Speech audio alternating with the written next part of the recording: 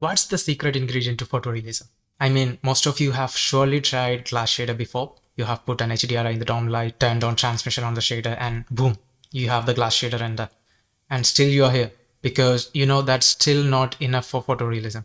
I mean, it's realistic, still you know you can go one step ahead, adding that extra imperfections.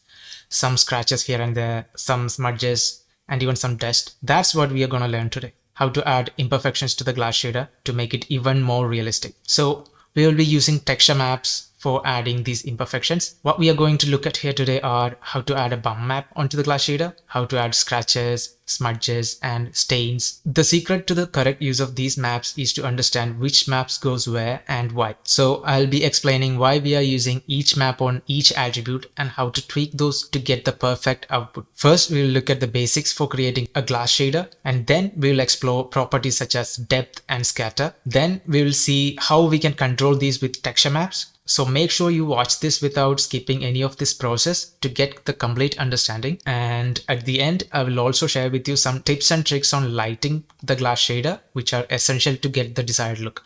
Because it's not enough to make the shader, it is a bit tricky to get all those details on the shader to be visible in the lighting. So make sure you follow along till the end. So this is our scene file. I have the glass model here and with the gray ball and chrome ball, and I have an HDRI for the light, and currently it is assigned a standard surface shader which comes in default. And there are some things which we want to take a look at first before going into the shader, and that will start with the model itself.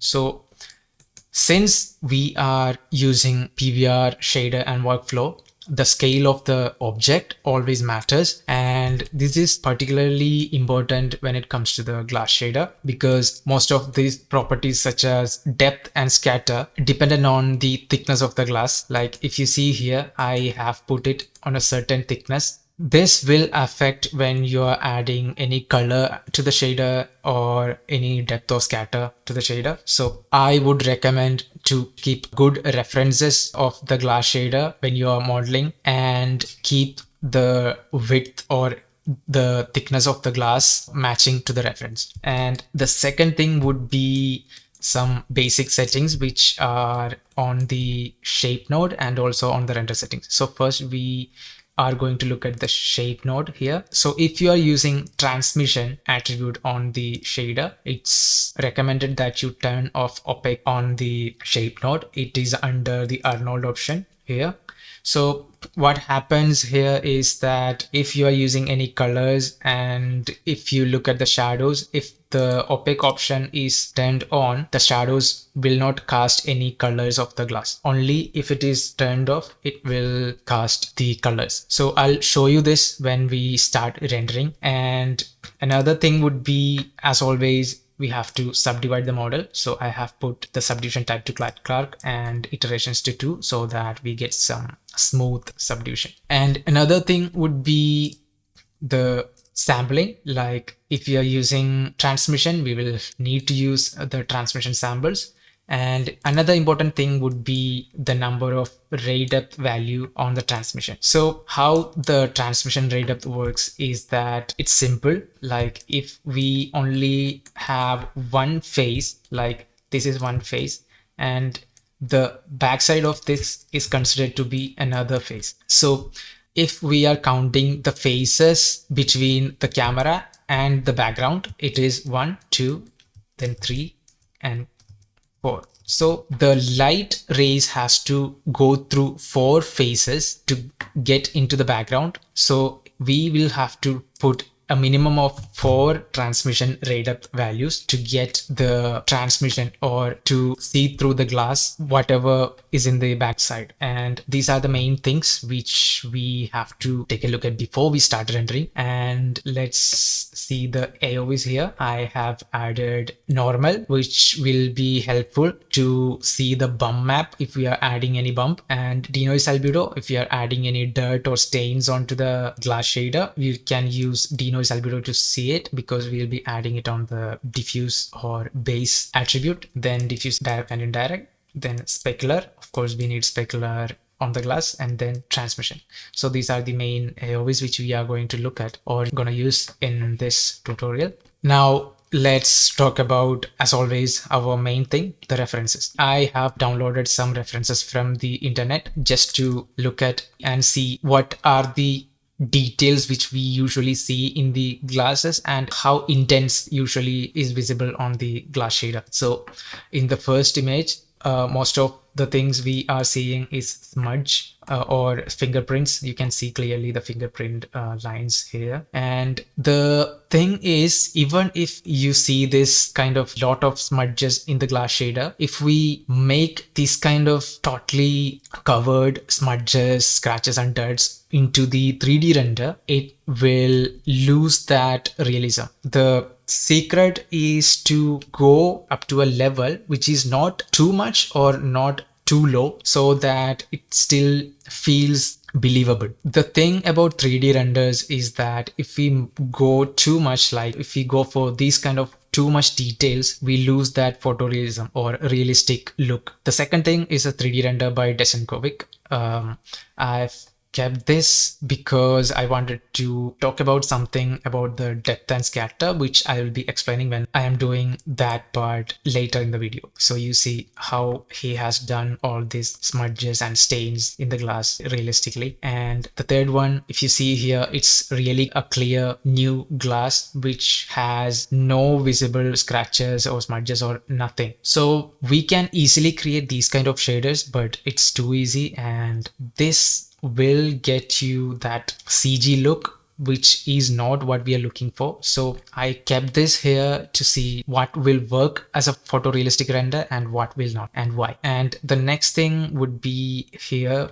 You can see some scratches. Obviously here we'll try creating these kind of scratches as well, and here we see a lot of stains and scratches. And even if we create this kind of amount of details in the shader, it will still feel photorealistic compared to the first one we have seen, because it has a more natural feel to it when we think of rendering this as it is in the CG. So we'll try to do something which is not exactly like this much of details, but closer. And what I have shown in the thumbnail, like those kind of subtle details will always feel more natural and realistic. So we will go for a look kind of similar to that one. And here we have some dust here, and here we also see that the glass has kind of a foggy look to it. Maybe it has smudges or more roughness because it's used or old glass.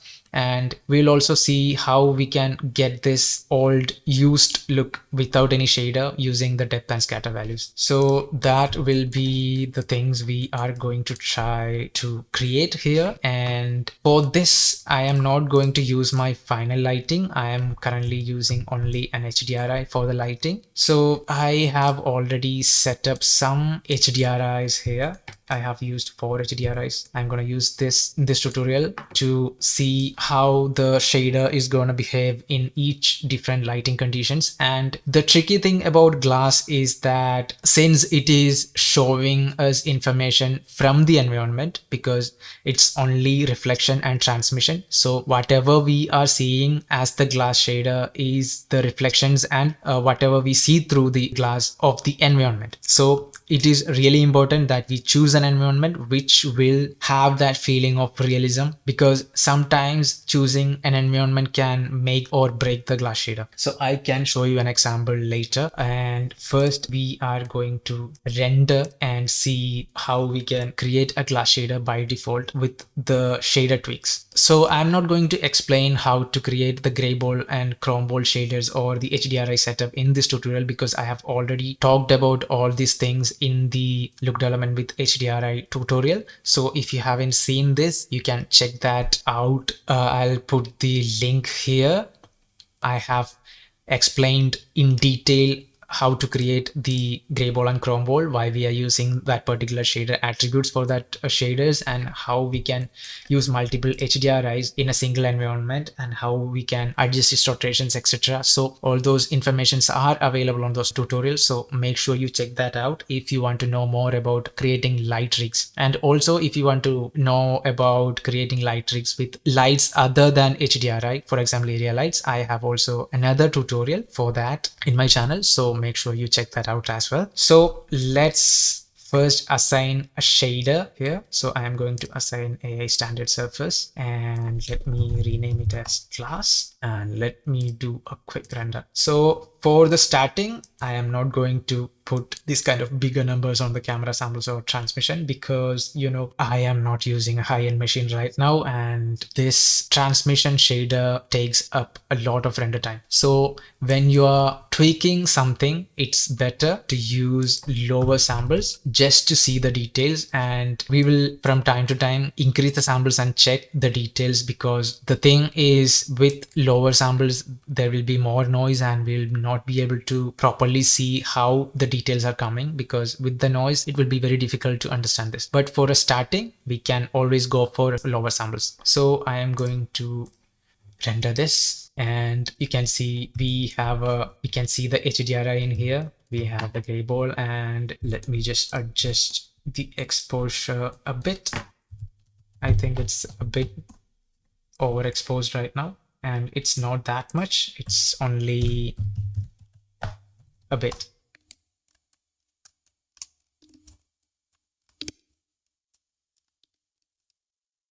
So it's closer to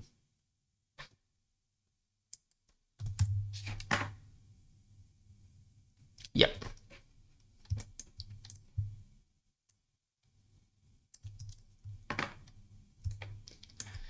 And now you go to the glass shader, and to create glass, it's so much easy. You go to the transmission attribute and put the weight to 1, and voila, you have the transmission shader. So let me put the roughness back to 0.02, and the index of refraction for the glass is usually around 1.4 to 1.5 something. So I'm going to keep the IOR to be 1.5. So when you put the transmission all the way to 1, you can see the base color is now disabled, because when it is completely transmission, you won't have any diffuse values. So now we can see, if I put the transmission back to 0, what we are getting is a completely black material. And let's increase it one by one, not giving any information. Let's put it 2.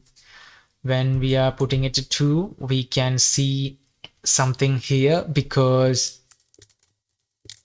the light is going through here and we are seeing something through this part. Let me put the transmission to 0. You can see there is a gap or hollow part here, and the light is going through here, and we are seeing those informations through there, because it's only crossing 2 of the faces when we are adding transmission depth value of 2. Let me add 3, and we are seeing something more. And finally, when we add 4, we get a completely transmission shader, but still I think I am seeing some blackness here.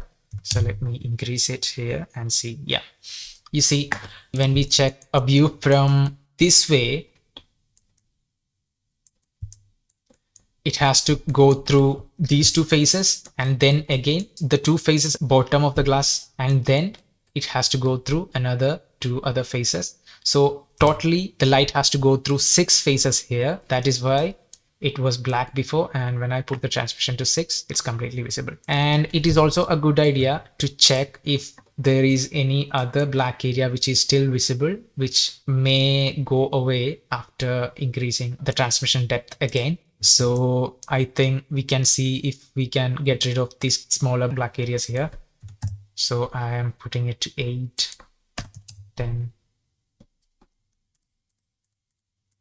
We are kind of getting rid of some amount of that blackness, and I would say it's not a really good idea to go beyond a value of 8 or something for a single shader, because it's not that much noticeable. So even if I go into a Raydepth value of 16, it's still there. So it must be some reflection or transmission which is already on the HDRI. So we can stop at a value of 8. So it's already looking pretty nice for a glass shader, because that is what Arnold gives you by default from the shader itself. So for roughness, if you're using only numbers, you're not using any texture maps, I usually add a roughness value of 0.05 because the glass which is used by us is always gonna have some amount of roughness to it. It cannot be a perfectly glossy or smooth surface. So that is why I prefer to use a minimum value of 0.05 here. And now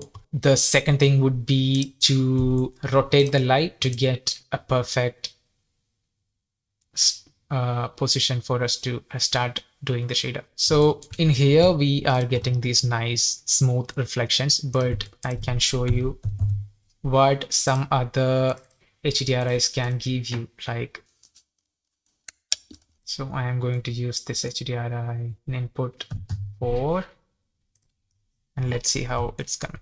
So you see, by default, you get these elongated, crazy reflections on the glass, which by default doesn't look nice on the shader itself. So since it is reflecting the environment, sometimes choosing the right environment will go a long way than you can expect. So even if I rotate the HDRI, you can see if I put it like here, there is a lot of reflections or brightness from the ground, which is also making the glass shader look terrible. So I won't recommend choosing HDRIs like this when you are rendering glasses, but sometimes some HDRIs are good to judge some attributes of the glass, such as if you're using any texture surface imperfections like scratches or smudges. Sometimes some HDRIs can be useful, so that you have to check. I cannot say a fixed process on doing something like this. You have to use different HDRIs and see what are the results on each HDRI. So let's try another HDRI here and see what the results it's giving. So it's an exterior HDRI and I have chosen this HDRI for this specular hits because when we are using scratches and smudges, the scratches tend to be visible on the specular hits more because it catches lights more. So with the scratches, the roughness will be different there and it will catch more light, and that is what makes the scratches more visible on the lights. So it doesn't mean that you always have to use these kind of HDRIs, but you can use the HDRI which I shown you by default, like this one, and still use extra lights if you want. That's what I have done in my final lighting on the glass shader. I have used extra lights to get the speculars on the shader, but that I will explain the lighting setup at the end of this video. Another thing will be, let's see, another HDRI, which is another exterior sunlight look. And by looking at this, you can see that the glass is not looking like how nice it is in the first HDRI, which has more natural feel, but it doesn't have that feel when it comes to this HDRI because of this foggy effect which is given by the light reflections. So these are all the things that you have to keep in mind. Like if by default a glass shader is not looking good, it might be your environment which you are using to light the glass shader. So maybe changing the environment might help you getting the desired look you are looking for. This is the basic glass shader setup, and let me show you something here before we going into further adjustments on the shader. So I have put a plane here and I'm going to rotate this HDRI so that we will get some shadows here. So I'm going to rotate in the X.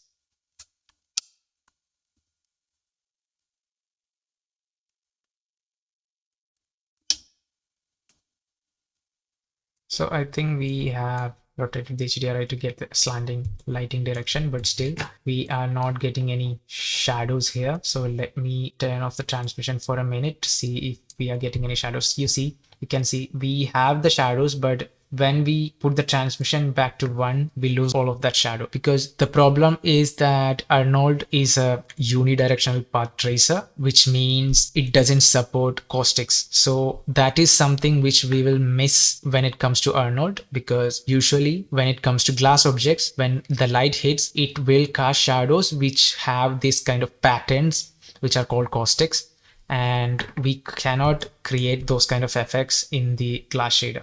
So if we want to get those effects, or if you want to get any kind of shadow here, you will have to introduce some colors onto the glass so that we get this shadow. If we are not using any colors, it's impossible to get the shadows. So my advice would be to make it really subtle so that we get some effect, or else Arnold has some kind of fake caustics shaders available on its website. You can check that out as well. I will put the links on the description so that you can render that one as well and comp it in new Photoshop to get more desired results. So if it is said on its website, if you are using the colored transmission and we want to get those colors on the shadows, make sure you turn the opaque option off. I don't see any difference here, but that is what is recommended on the Arnold documentation website. So I would recommend you follow that as well. So the color defines the transmission color of the shader. So if I put a red in here, it will completely be red, and the color intensity or the saturation of the color is also dependent on the thickness of the model. So if I have modeled it more thick or thin, the same color will have different effect on the final render, and also the color will depend on the depth as well. So the depth parameter is something that you can use to control the scatter or the intensity of the color. So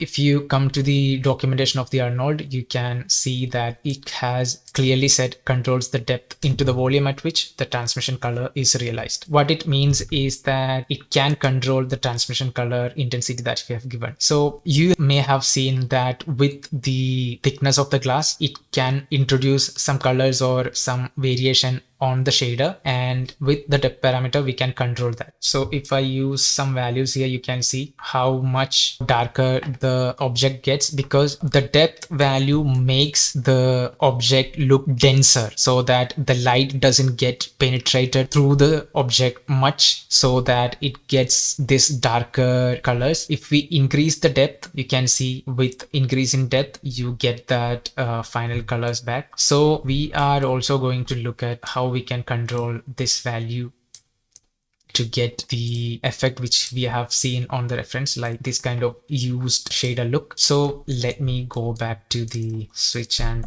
make it back to the default HDRI, making it back to the 0, all the rotations we have done. I'm hiding the plane for now, and now I am going to introduce some scatter onto the glass shader. So before that, let me finish one image completely so that we can compare it with the other one. So I'm using a 50% resolution here, and still it's really slow, and that's how messed up my system is. So let me take it back to the default. We were using some values on the depth and scatter here so that you can see how it affected the glass. So this is the default glass. Let me region render for now so that my render is faster, because it's going to take a long time. So by default, when we are not using any scatter or the depth, the light is going through the glass and getting refracted a bit, which depends on the IOR, and we are able to see all the informations, whichever things or light behind the glass. But the scatter attribute is something that we can use to make the glass scatter light a bit. It's like it will scatter the light, and if it is colored, it will show that colors depends on how much it scatters the light. So I'm going to introduce a value of 0.1, and I'm gonna add a color here. So by default, it doesn't have any difference with the older one, because we have not introduced any depth values here. So the scatter is dependent on the depth. If we don't have any depth value, it won't show any scatter. So I'm adding a depth value of 0.001, and you can see how much the light is scattered. So what it means is when light enters the glass surface for a value of 0.001, it will start scattering. So when we are increasing this value, we are telling the shader to wait till the light reaches that particular amount of distance into the glass shader to start scattering the light. So bigger values will reduce the effect of scatter. That's what we are seeing here. So this was our clean render, and this is with the scatter. So you can see how we can get this kind of foggy effect with scatter. And let me just adjust the colors a bit so that we can try to get a closer match here. So you can see how much we are closer here. And if you want even more scatter, you reduce the depth value, or you can increase the scatter color. That will also increase the scatter. So I would suggest you can keep the values to 1 and increase the depth accordingly. So that will also get the results you need. So there is no such thing as you have to keep it into a minimum, because it is dependent on each other. So you can always keep the scatter to its maximum value and control it with the depth. So I'll say use the scatter to define its hue and saturation, and then control its intensity by controlling the depth value. So increasing that, very subtle values here. So I'm going to keep it a minimum. And yeah,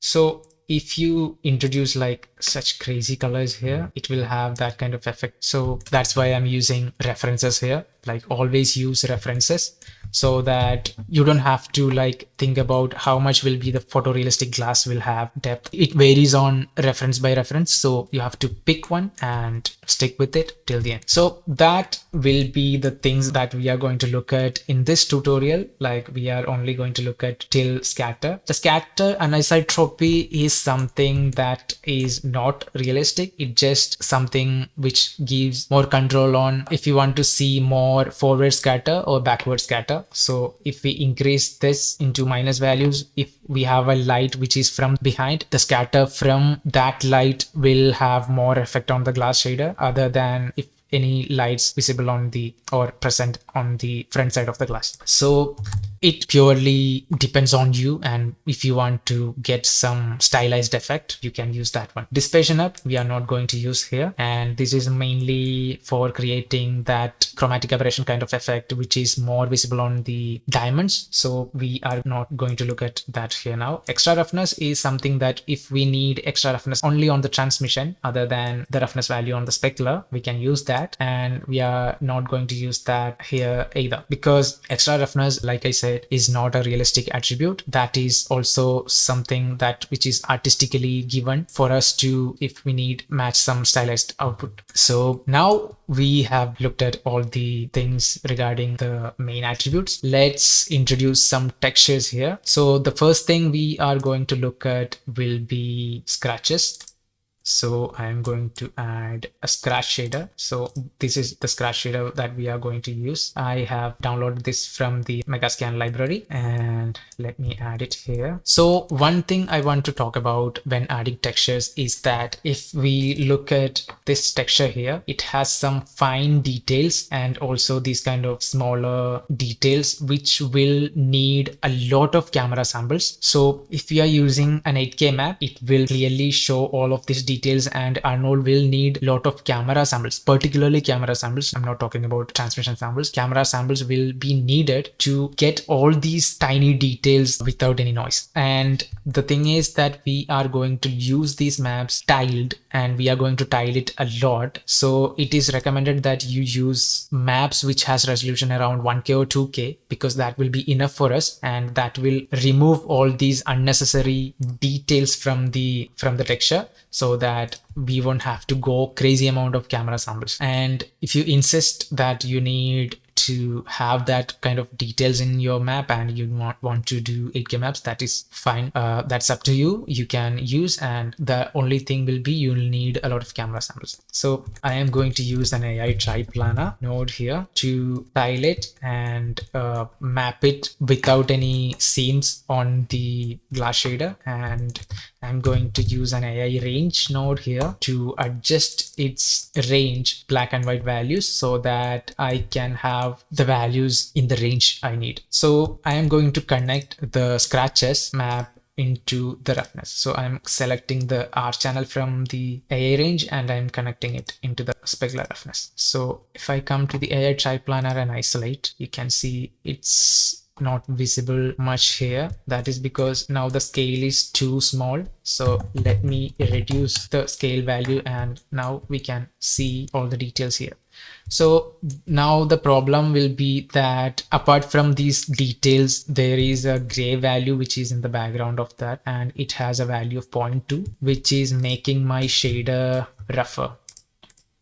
You can see that. So I need range to control those values so that I only get these kind of scratches and marks from the scratch map to the roughness map. So I am going to see if what are the default gray value which is under all those details, and it is come to be around 0.228. So I'm going to put my input minimum to 0.23 so that I put my black value to be that value. So I put those values to be 0 and I get all the other values on my shader. So let's see how those values are coming here now. And you can see we are getting some nice roughness and scratches with that. You can clearly see, and we are also getting some noise with it because of the lower transmission values. So I'm not going to increase it because it's going to take some time to be visible on the clean up the render. And the next thing I am going to do here is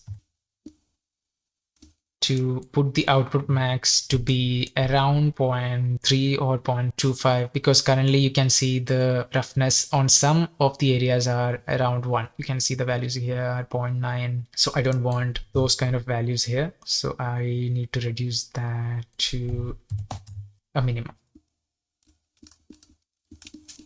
Also, let me see if I can rotate and get more scratches onto the front side. So how to use Aitriplanar and how to use the Airange, I have already explained all these things in my Hulkbuster look development tutorial, so you can check that out to see how or why I am doing these things and how that affects the renders. So let's see if the scratches are visible here now. Okay, we have lost most of them.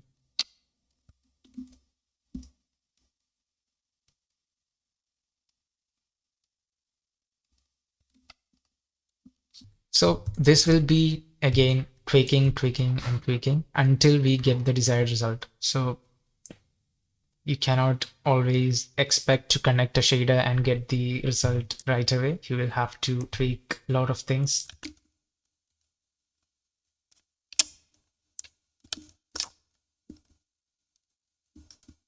So yeah, it's a bit more right now because I want you guys to see clearly how the effect is coming, but it's always a good thing to check on other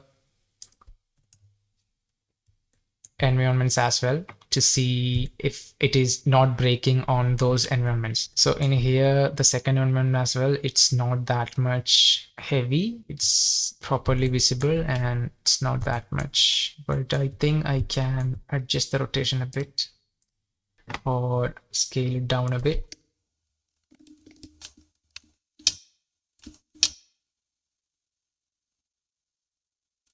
So yeah, it has that nice effect, and let me see that in other HDRIs as well.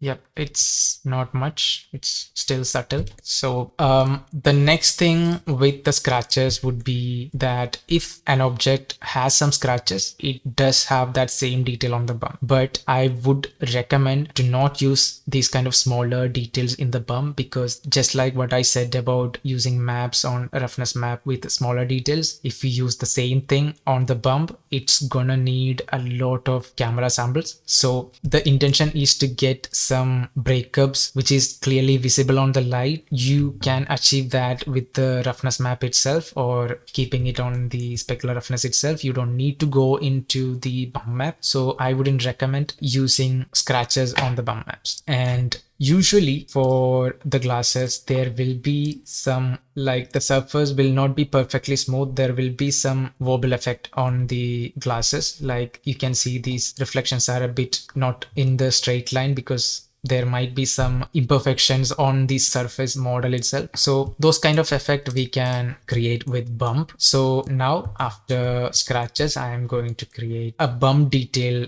of that kind. And for that, I am simply going to use a fractal map. and I'm going to use again an Aitriplanar, and again putting the value to be smaller, and I'm going to create an AI bump 2D,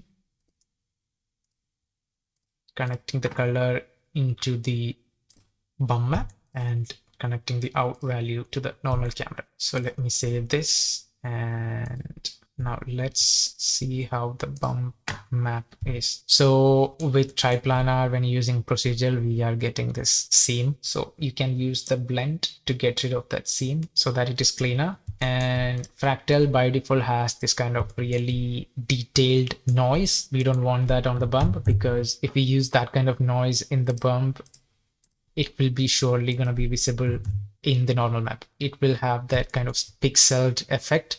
So this is why I'm using normal map to check the grainy details on the bump. So the normal map should be smoother so that we can make sure that our bump is working fine. Or else if you are taking that shader into some lighting which has highly specular lights, the bump will show fireflies or something on the shader, which will need a lot of camera samples to sample it, or else you will have to remove that bump totally. So I'm going to keep the bump height by default 1, and I'm going to adjust the value with an Airange.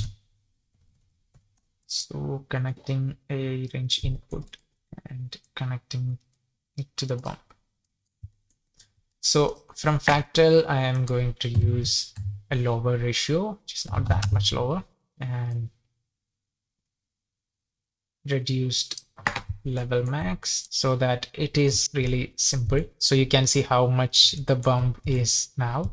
So let me adjust it. So the zero value for the bump will be 0.5. So if I put output min and max to 0.5, it won't have any bump. So if I choose a value of 0.45 and 0.55, it will have some value and it will show some wobbliness in the glass shader. So I am sure you have seen some glasses which shows this effect in some references. So we will be using it very subtle in here, like really subtle, and I would like to scale it a bit so that the effect is still smaller.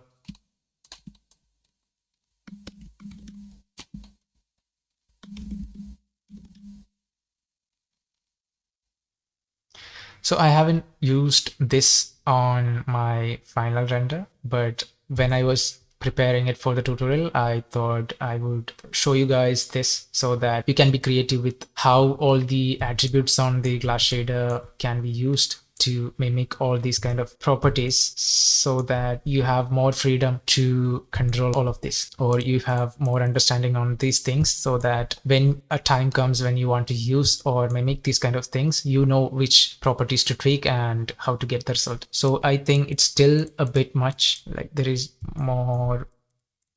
So if you are at a position where you are no longer able to tweak it to a macro level of numbers, you can come to the bump and reduce that as well. It doesn't mean that you have to keep one value to a particular value and only tweak another thing. Just be creative. It's your shader, your renders, and as long as you are not breaking the physical values or breaking the energy conservation of the shader, that is fine. If we are using a bump height of 10, that is also acceptable if that is the amount that is giving you the desired look that you're going for.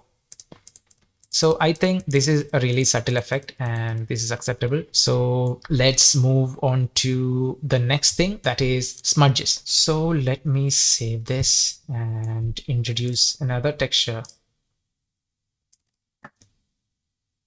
for smudges. So I have a fingerprint texture, which is also I have downloaded from Megascans. I am going to use for creating the smudge effect. So the same things, I am going to create an Aitriplanar, Airange.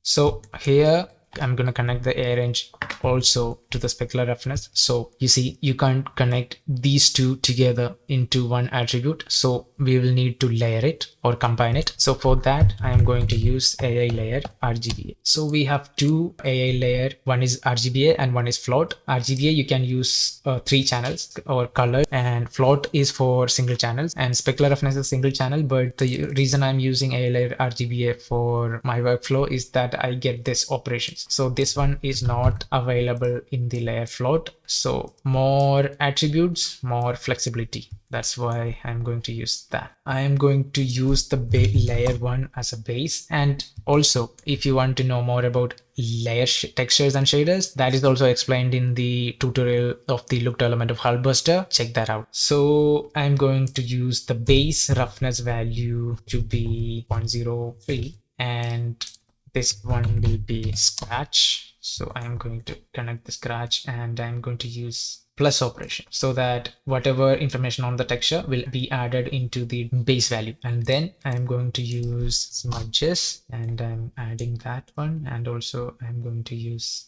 plus, and I'm connecting the layer RGBA into the roughness. So let's see how this one is coming. So again, changing the scale, blending it, range. So you can see it's definitely a bit too much. So I'll adjust to get rid of most of those details so that it's here and there on the glass. I think the scale is still a bit much. So I am going to adjust the scale again.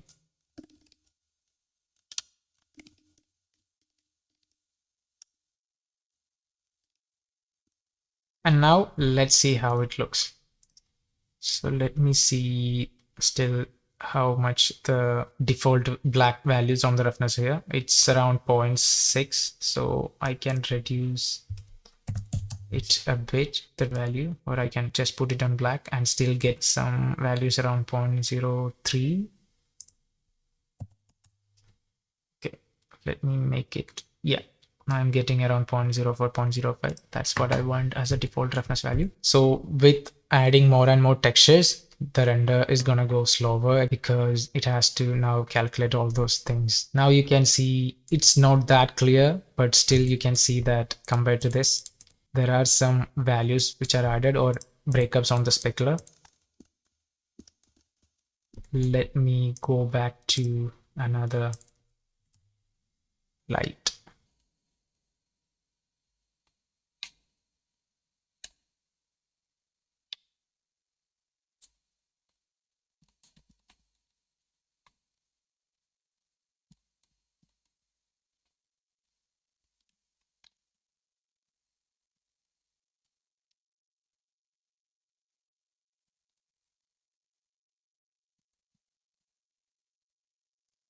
So when it comes to smudges, it's a bit tricky to be visible. It's not like the scratches, because scratches and smudges can be a bit different if you look at the reference that I have shown you before.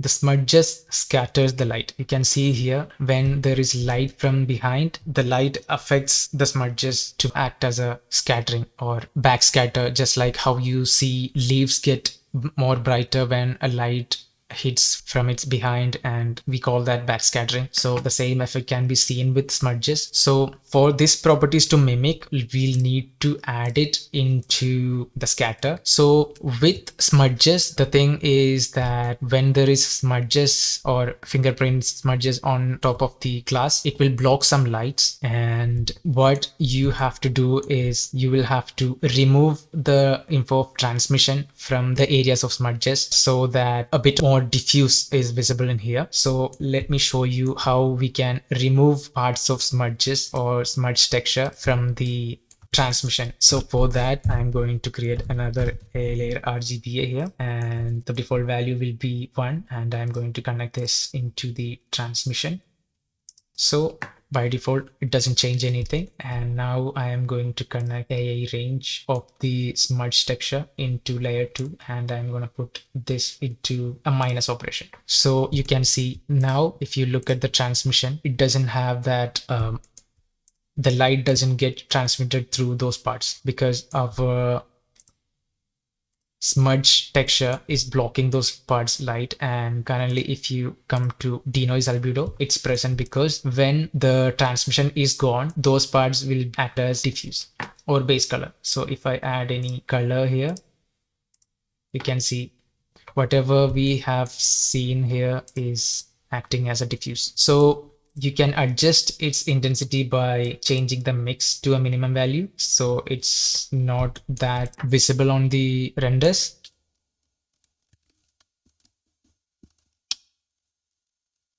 So you can see before it was not that much clear, but with diffuse it's a bit more clear on the shader. So this will be an easier method to make the smudges more visible on the glass shader, adding a bit of diffuse value onto the parts where the smudge textures are. And I have shown you how we can add that by reducing those values from the transmission.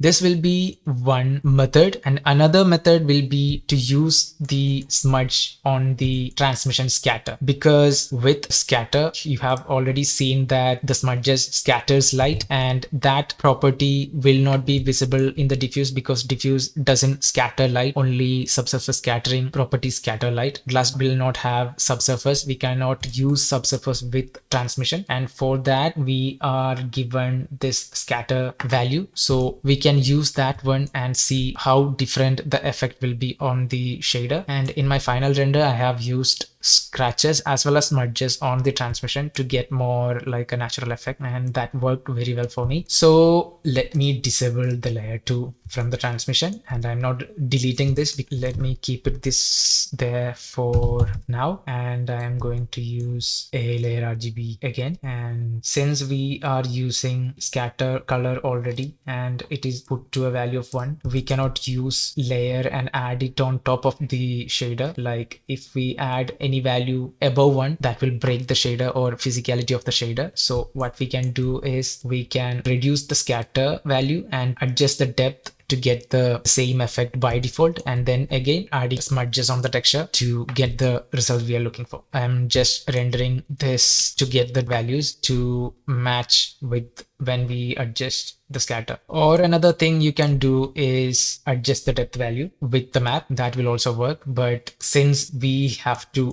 reduce the values, we can maybe try that one as well. So I'm saving this here, and I am going to create an AA layer plot, and on the layer 1, that is the default value, I am going to use a value of 30, and in the second layer I am going to use this smudge value as a mask for the input 2, and I'm going to use a lower value there. So let's see if that makes any difference, and I'm going to add the out value to transmission depth.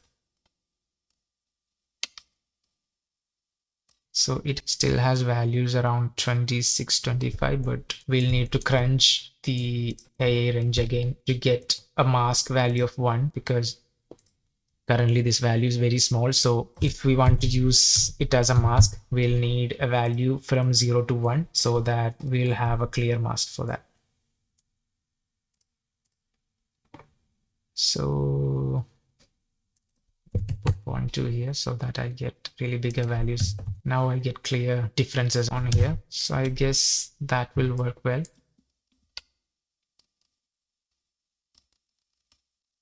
You can see the changes. It has a subtle effect because we are crunching the map a lot. We are not getting enough values for every part of the shader. So that's why I wanted to use it in the scatter color. So let me readjust the scatter. So I'm going to start with the scatter value of 0.1, and I'll add a depth of 3. Let's see how that looks. So what I have done here is that I have reduced the scatter by 90%. It was 1 and now it's a 10%. So I have also reduced the same percentage on the depth. It was 30, now it's 3. So I get the same value. And since these values are scale dependent, increasing your model scale will change this effect. So you'll have to keep in mind, like before starting the shading of your model, you have to tweak it better or tweak the shaders to finalize it. Now I am going to create an AI layer RGBA here, and I'm going to add the same scatter color into the scatter on the layer 1, and then I am going to add the second layer and I'm going to plus it. So you can see the smudges are present in the layer now. Let's see how much difference that makes. So you can see it's still a subtle effect, just like how we have seen just before, using the same thing with same ALIRGB in the depth. The trick here is that because it is a scatter, it will be more visible when there is light from behind, because now the light is hitting them from the front. The effect won't be much visible here, but if we have a light which is hitting them from behind, it will be much visible. So let's see how creating another light, which I have already created here, an area light, and how that affects that.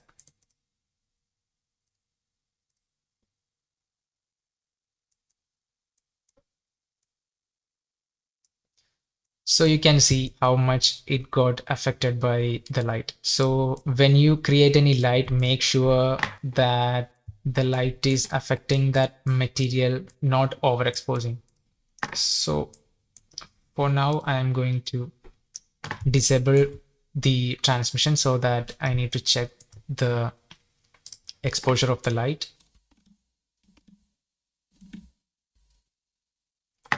Yeah, I think it's more subtle now.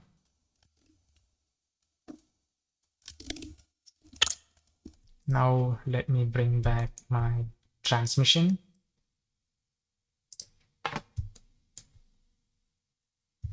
So you have already seen the effect with a light from behind. The scatter is more visible. So let's see what difference does it make. It's really subtle. So if you want more, I think you can adjust the depth again. And I'll adjust the scatter. So only our smudge will be visible more and the other default scatter will be less. So now we have a better look compared to the older render. And to make it visible clearly a bit more, I'm going to increase the transmission samples a bit, and bear with me, it's going to take a while to render. I'll probably fast forward this until the render is finished. So here is the render with the scatter, and since it took a lot of time, like it took 5.5 minutes for me to render this particular area, so I thought, why don't I try testing the same thing in the diffuse as well. So here is the render with adding the same detail on the diffuse, just like we tried before adding it on the scatter. So comparing both, I think it gives more or less the same result with the map, but the only thing I've noticed is that the render time, because when we are using it on diffuse, we are adding maps onto the transmission, and I think it makes the ray tracer takes more time to calculate this effect. So at the end, it comes down to which one do you prefer and which looks better in your opinion, and whichever you want to work with. So you'll have to test it on different lighting conditions to see which works more realistic, and I still believe that the denoise will have that limitation of getting that scatter effect less. So it's your choice. In this tutorial, I'm just showing you options that you can try and get results in a more cheaper way or more physically accurate, expensive way. So I'll prefer, or I'll suggest that you try, if you don't want to use scatter, try it only in the roughness map, and maybe you can also try adding the same map in the extra roughness. That will also give you some good results, so you can try it for yourself there. So those are the main things that I want to show you in the roughness map with the scratches and smudges in the transmission depth and scatter. So the last thing would be to add some stains onto the diffuse. So let me take the camera samples back to the values were by default, and I'm going to add the final map here So let me turn the transmission layer off from the diffuse, and I'm gonna use our scatter shader or scatter property for the smudges now. And the last map that I'm going to use here would be the stains.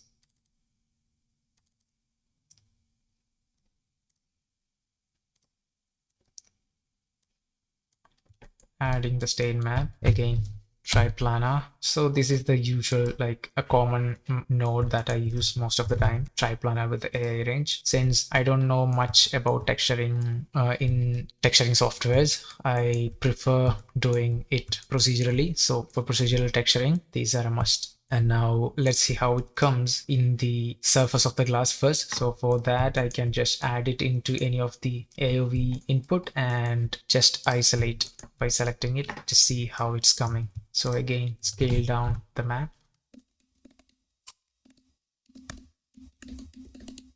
Blend it a bit. I think it's kind of at a good position, and adjust the input minimum to get only the stains mainly. We are going to use it really subtle for this.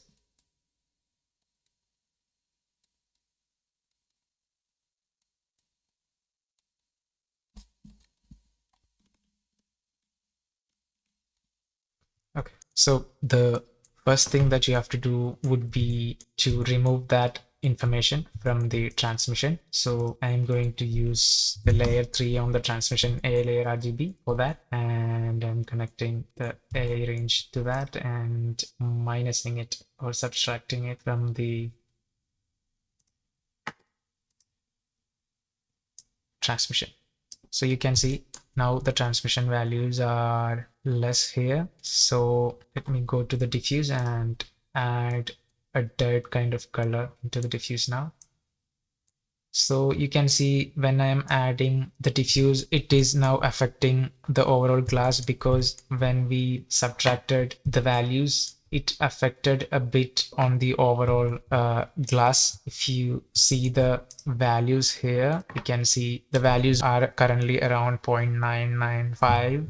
994. So we'll have to get it to maximum 1 to have that value. So either we can adjust this value, which is, I think, is not good, because it then again breaks the shader by going value of beyond 1. So we will have to adjust the Airange of the stains to remove these kind of 0.01 kind of values. So let me increase the input minimum to get rid of those values there, and it's almost gone, but still there here and there somewhere, but that's, I think, is acceptable. So now if you check again, our glass is more clear and the stains are visible. So I can try scaling down it a bit and then adjust the diffuse color so that it's not that much visible.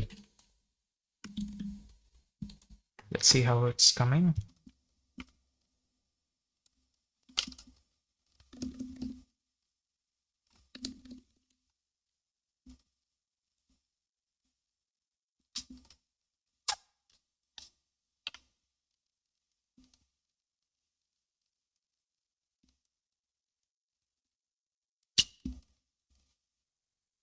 I'm again adjusting the saturation because it feels a bit too much now.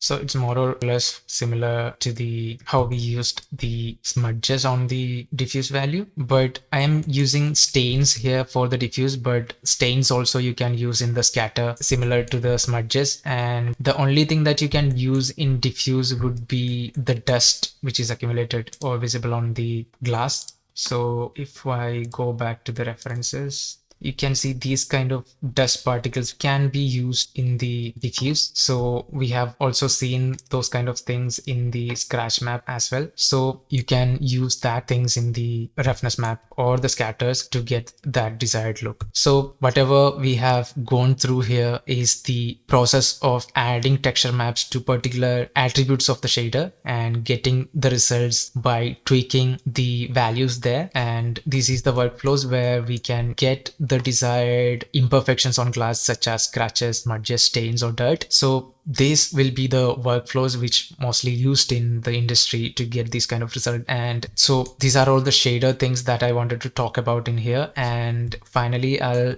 take a final render of this glass, and I may tweak these kind of details a bit more so that I get a bit subtle effect on the final shader, because I've increased it to this kind of level so that I can explain it to you a bit more in detail, or you can see it more clearly when I am talking about something, what are the things that I'm talking. And these are all the things that will be in the shader creation. Now, when it comes to lighting, I've promised in the beginning that I will share some tips and tricks with you, right? So the first thing will be to choose a good HDRI with good amount of reflections, where it is not like something weird that I have shown with another HDRI in the beginning of the tutorial. So those kind of reflections will by default give you that CG look. So avoid those kind of HDRIs. If possible, add some environment with the model, like a floor or some room interior or something, so that you will get more authentic interior or realistic feel with the environment. So if you check out my final render, let me open that. So in here, I have used an HDRI in the background and also a plane with a wood texture, so that it will bring the feel that it's sitting inside a room. And I have used HDRI as a fill light and for the background. And I have also used another 2 different lights, one from the foreground so that I get some reflections or specular highlights on the glass, and something from behind, just like we have used in our tutorial, to get more prominent scratches and smudges on the glass. So when we are using some textures on the scatter, we'll get better result if we use some light from the backside of the object to get more scatter visible on the camera. So those are the 2 main things that you should consider when rendering a glass shader. And lighting a glass shader, you can experiment with rendering HDRI with different rotation values in Y, so that you will get particular spot where it looks nice. So that also you can try. So that all will be the tricks for glass shader. So this is our final render with the final adjustments and the texture maps we have used. So as you can see, a lot of the details are really visible in here, like the scratches are too much and smudges are also really visible. So making it this much more visible on a shader will break that photorealistic look. It will create that CG look more. So I would suggest that turn it down, even if it is looking or pretty much matching to the exact reference that you're following. Because I mean, if you're using a reference and you're trying to match it exactly with the reference, and the reference has this much of detail, then it is fine, unless you want to create like a look which is going to make the viewers believe that it is real, which doesn't have any reference, that you're randomly adding any kind of details like this onto the glass. Then I would suggest to make it more subtle, so that in a way it's more believable. So I have adjusted some of the settings a bit to make it more subtle. So what I have done in the shader was I have reduced the scale of the scratches a bit. And if you look at the first image, if you see the edges, because of the scratches were really a high resolution and very smaller details, it was creating this kind of pixels which are not sampled enough. So what I have explained before, that we will need more camera samples if we need to sample smaller details like this. So in here I have still that issue. So I have that same issue in the second image as well, but comparatively it is less than the first image. So what I have done in Maya is that a simple hack that you can do is, if you are using textures from a texture software, you can blur the details a bit so that it doesn't need to have more camera samples to sample. What happens when you blur the texture is that the details which was there on a single pixel will blur and spread to 2 or 3 more pixels, so that the possibility of more camera samples catching that pixel is more. So since Maya doesn't have any blur node here what I have done for it was in the Arnold shader, you can add map bias value or increase the map bias value. What it does is, since it is a TX map, we are using a JPEG map, but still when we turn on the convert to TX option in the Arnold render sample, so if you are checked on this auto convert textures to TX option, it will automatically convert each map to its own TX file. So what TX file does is it will create different resolution versions of the texture in the same file itself. So according to the distance of the texture or textured object from the camera, it will define what resolution of the texture is needed for that particular camera angle. So that is controlled or calculated by Arnold on the render time, but we can manually add a value here so that we get some details blurred. So I'll show you what I have done here. So if I isolate this texture here, you can see it looks a bit blurry. Let me save this version and let me put it 0, which is the default number. So comparing these two, you can see how much blurry the texture goes. It's not that much blurry, but this helps to reduce that pixelated issues in the render with less camera samples. So that's what I've done for the scratches to get that minimalistic scratches. And then I have reduced the amount of transmission scatter to be 0.15 so that we are getting less scatter as well. So overall, you can see how much the details are reduced to. So that's what I have done for my final touches. So once you have layered your textures one by one, it becomes easier to control it pretty fast. So that is an added advantage to you. So I would recommend to go for layered texture workflow so that it will be easier to tweak the shaders and tweak the texture intensities as you like.